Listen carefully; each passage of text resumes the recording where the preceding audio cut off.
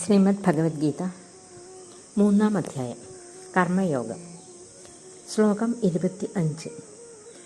സക്താഃ കർമ്മണ വിദ്വാംസോ യഥാ കുർവന്തി ഭാരത കുര്യാത് വിദ്വാംസഥാസക്തം ചികീർഷുർ ലോകസംഗ്രഹം.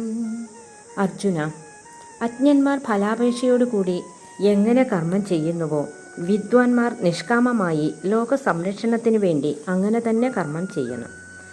ന ബുദ്ധിഭേദം ജനയേ ദജ്ഞാനം കർമ്മസംഗിനം ജോഷിയേ സർവകർമാണി വിദ്വാനുറ്റഃ സമാചരൻ.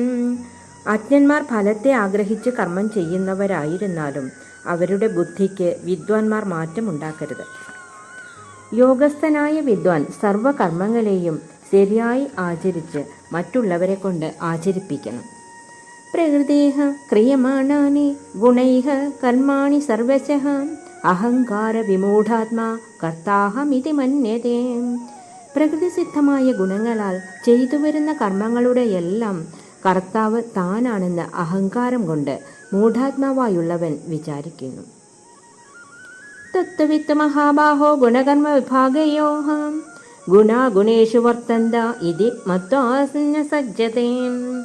അർജുന, ഗുണങ്ങളിൽ നിന്നും കർമ്മങ്ങളിൽ നിന്നും, അതായത് ഇന്ദ്രിയങ്ങളിൽ നിന്നും അവയുടെ വ്യാപാരങ്ങളിൽ നിന്നും ആത്മാവിനുള്ള വേർപാട് ശരിയായി അറിയുന്നവനാകട്ടെ ഇന്ദ്രിയങ്ങൾ വിഷയങ്ങളിൽ സ്വാഭാവികമായി പ്രവർത്തിക്കുന്നുവെന്ന് കണ്ട് അതിൽ താൻ കർത്താവാണെന്ന് അഭിമാനിക്കുന്നില്ല. പ്രകൃതിർ ഗുണസംഹുട സജ്ജന്തേ ഗുണകർമ്മസു താന കൃഷ്ണവിദോ മന്താൻ കൃഷ്ണവിന്ന വിചാലയേത്. പ്രകൃതി ഗുണങ്ങളാൽ മൂഢന്മാരായിട്ടുള്ളവർ ഇന്ദ്രിയങ്ങളിലും അവയുടെ വ്യാപാരങ്ങളിലും തങ്ങളാണ് കർത്താക്കന്മാരെന്ന് അഭിമാനിക്കുന്നു.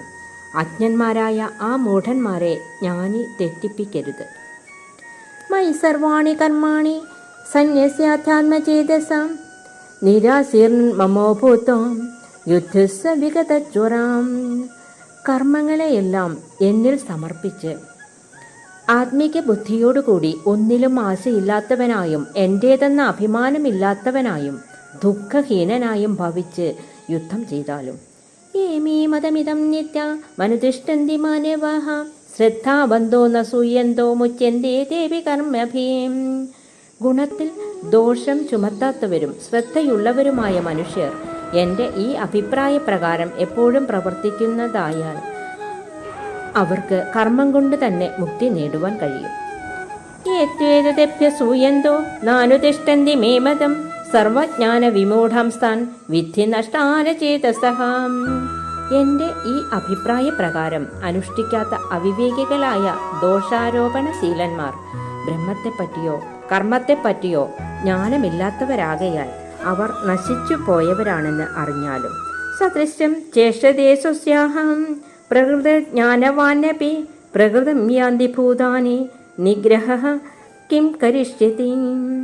ജ്ഞാനികൾ കൂടിയും സ്വന്തം പ്രകൃതി പോലെയാണ് പ്രവർത്തിക്കുന്നത്. എല്ലാ ജീവികളും അവരവരുടെ പ്രകൃതിയെ തന്നെ അനുസരിക്കുന്നു. ഇന്ദ്രിയ നിഗ്രഹത്തിന് ഇവർക്ക് എന്തു ഗുണം ചെയ്യാൻ കഴിയും?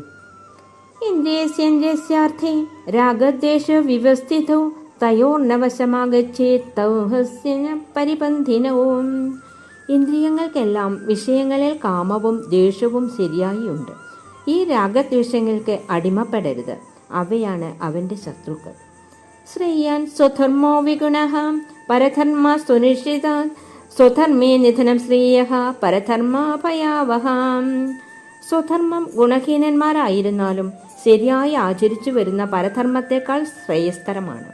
സ്വധർമ്മം അനുഷ്ഠിക്കുന്നവനെന്നതുകൊണ്ട് മരണം നേരിട്ടാൽ കൂടിയും നല്ലത് തന്നെ. പരധർമ്മമാവട്ടെ ഭയങ്കരമായിട്ടുള്ളതാണ്. അർജുനൻ പറഞ്ഞു, അധകേന പ്രയുക്തോയം പാപം ചരതി പുരുഷഃ അനിച്ഛന്നപി വഷ്ണേയ ബലാദിവ നിയോജിതാം. കൃഷ്ണ, എന്നാൽ മനുഷ്യന് ആരുടെ പ്രേരണ കൊണ്ടാണ് മനസ്സില്ലാതിരുന്നിട്ടും ബലാത്കാരേണ നിയുക്തനായവനെ പോലെ പാപം ചെയ്യുന്നത്?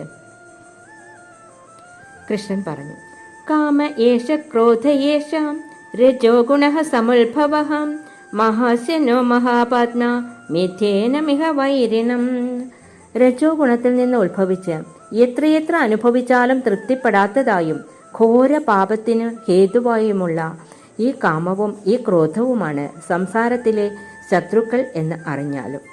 ധൂമേനാവൃതേ വന്യർ യഥാദർശോ മലേന ച യഥോൽബേനാവൃതോ ഗർഭാസ്തഥാ തേനീതമാവൃതം.